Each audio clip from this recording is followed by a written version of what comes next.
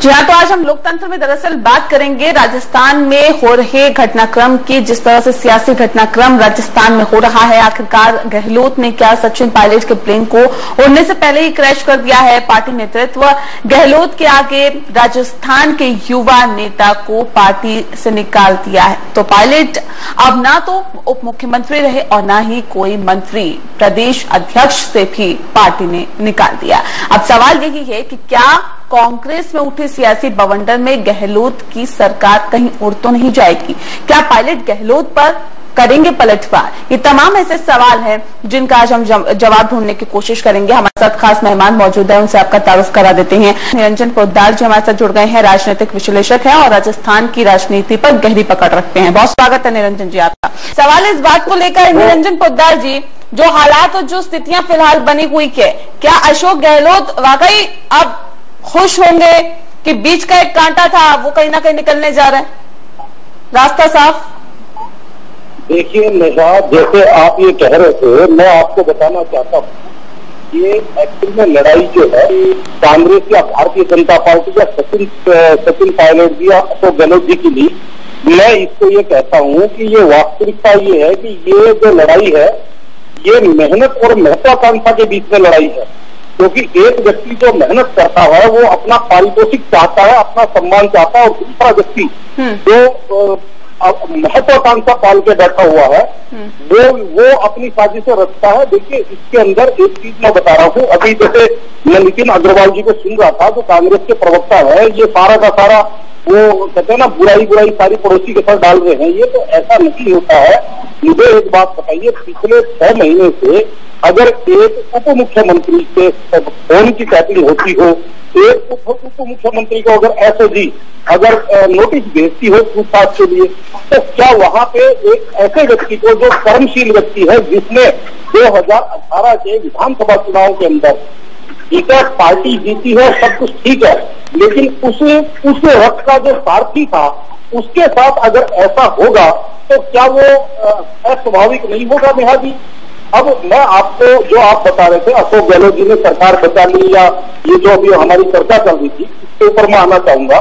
देखिए मैं आपसे कल भी बता रहा था कि हो सकता है एक बार तत्कालिक रूप से ये सरकार, अभी कांग्रेस की सरकार बच गई हो या बच जाएगी। हालांकि मुझे अभी भी इसके अंदर ये लग रहा है कि अभी बहुत घटनाक्रम भी बाकी है, क्योंकि अभी सचिन पायलट जी ने अपने पूरे पत्ते नहीं खोले हैं और जिस तरीके से वो छुट्टी साधे हुए हैं और वो डटे हुए हैं विरोध का झंडा बुलंद करके, तो इसका मतलब कहीं ना कहीं उनके पास भी कुछ ना कुछ तो वो लेके बैठे होंगे।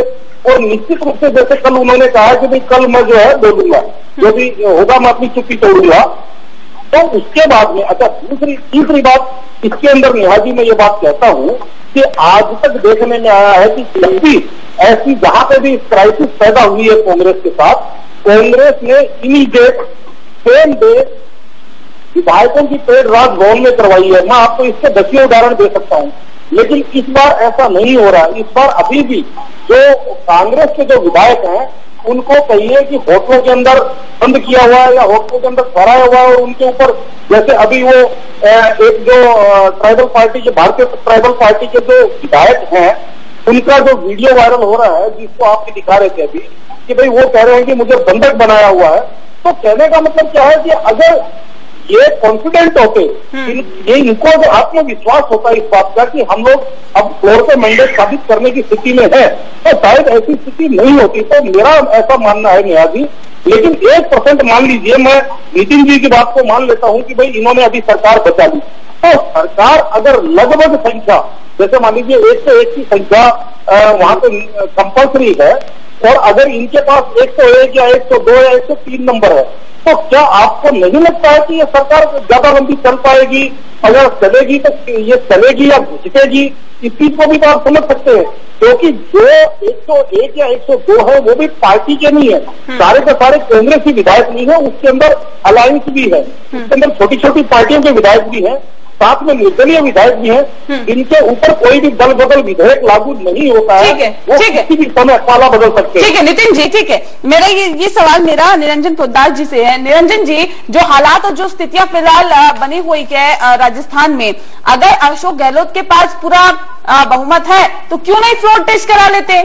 और अगर सचिन पायलट के पास है जो विधायक, जिस विधायकों का दावा किया जा रहा है कि 25 से 30 विधायक उनके संपर्क में हैं और वो आगे उनके साथ ही रहेंगे, तो क्यों नहीं वो और आगे का अपनी योजना बनाते कि उन्हें आगे क्या करना है? तो कैसे आप देखते हैं इस पूरे घटनाक्रम को अभी फिलहाल? मेरे से पूछ रहे हो? जी निरंजन जी। जी ऐसा है नेहा जी, मैं इससे पहले आपको 2-3 चीजों पे बात करना चाहूंगा। जैसे मैं भी नितिन जी को भी सुन रहा था और मीना जी को भी सुन रहा था। मैं आपको एक चीज बताऊं, देखिए राजनीति के अंदर सदा से ही ये मामला चला है कि जो मेहनत और महत्वाकांक्षा की लड़ाई जो है राजनीति में शुरू से रही है। और जो पंकज मीणा जी बता रहे थे, देखिए भारतीय जनता पार्टी भी इसके अंदर अछूती नहीं है। भारतीय जनता पार्टी का जब पूरा दौर चल रहा था उस टाइम सबको पता है कि कल्याण सिंह जी के साथ क्या हुआ था, उमा भारती जी के साथ क्या हुआ, दिल्ली के अंदर मदन लाल खुराना जी के साथ क्या हुआ, और ऐसे ही अनेकों उदाहरण कांग्रेस के हैं जिसके अंदर जगन मोहन रेड्डी जी आंध्रा के अंदर जो इन्होंने वहां पे भी वही मेहनत और महत्वाकांक्षा की लड़ाई के अंदर जगन मोहन इन्होंने आंध्रा खो दिया। वैसे ही बंगाल के अंदर वही एक समय प्रणब मुखर्जी और ममता बनर्जी की अदावत थी, एक वरिष्ठ और एक कनिष्ठ। तो ये वरिष्ठ और कनिष्ठ के बीच में बस इसके अंदर थोड़ा सा तालमेल बैठाने में जो है कांग्रेस पार्टी शुरू से जो है मेरे हिसाब से डाउन जारी है। और इसी वजह से आज कांग्रेस पार्टी का जो पूरे भारतीय परिप्रेक्ष्य में अगर हम देखें तो इनका राजनीतिक जो वर्चस्व है वो घटता ही जा रहा है। उसका कारण है इनका केंद्रीय नेतृत्व को समय पे ना जाकर और केंद्रीय नेतृत्व द्वारा समय पे सही फैसला न लेना। अब आपने जो भविष्य की बात कही, देखिए नेहा जी, मुझे नहीं लगता है कि सचिन पायलट जी अभी बीजेपी ज्वाइन करेंगे और हंगरी से उन्होंने विद्रोह कर ही दिया। तो इसका तात्पर्य ये होता है कि तीसरी चीज जो निकल करके आती है कि सचिन पायलट जी शायद अपनी कोई क्षेत्रीय पार्टी, अपना कोई नया संगठन वहां पे बनाए और उस संगठन को खड़ा करे, क्योंकि वो जमीन से जुड़े हुए हैं और उन्होंने पिछले 6 साल के इस हिसाब से गांव-गांव, कस्बे में जाकर के जिस हिसाब से उन्होंने लोगों से संवाद स्थापित किया है, तो उनके मन में हो सकता है आत्मविश्वास हो कि मैं अपना संगठन खड़ा कर दूंगा। और उसका एक उदाहरण नेहा जी आज आपके सामने आ भी रहा होगा, आप ही का चैनल एटीएन ही दिखा रहा था किस तरीके से राजस्थान के अंदर कस्बे के अंदर सिखों का दौर चालू हो गया है। और इनकी जो संगठन के जो स्थानीय स्तर के जो संगठन के नेता है वो किस तरीके से सचिन पायलट जी के समर्थन में वो इस्तीफा देने पर लगे हुए हैं। हर जिले, हर कस्बे से ये सूचनाएं आ रही है। तो इसका तात्पर्य ये हुआ कि भाई मेरे अनुमान ये बात कहता है कि अब आगे राजस्थान के अंदर कांग्रेस की राह जो है वो सहज नहीं है। ये सरकार तो सदा मुश्किल में रहेगी।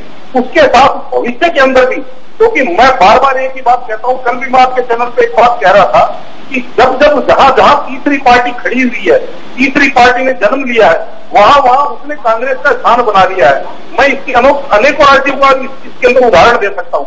और कांग्रेस राजस्थान के अंदर अभी इसलिए एग्जिस्ट कर रही थी क्योंकि वहां पे अभी सीधी भारतीय जनता पार्टी और कांग्रेस 2 ही प्लान पार्टियां थी, बाकी बहुत निम्न स्तर की पार्टियां थी। और अगर सचिन जी जैसा कोई जमीन से जुड़ा हुआ नेता अगर ऐसा प्रयास करता है तो निश्चित रूप से आप ये मान के चलिए हो सकता है सचिन जी को अपने लक्ष्य को प्राप्त करने में 5-7 साल लग जाए, लेकिन कांग्रेस का पतन नितिन जी, बहुत शुक्रिया आप सभी मेहमानों का हमारे साथ इस खास चर्चा में शामिल होने के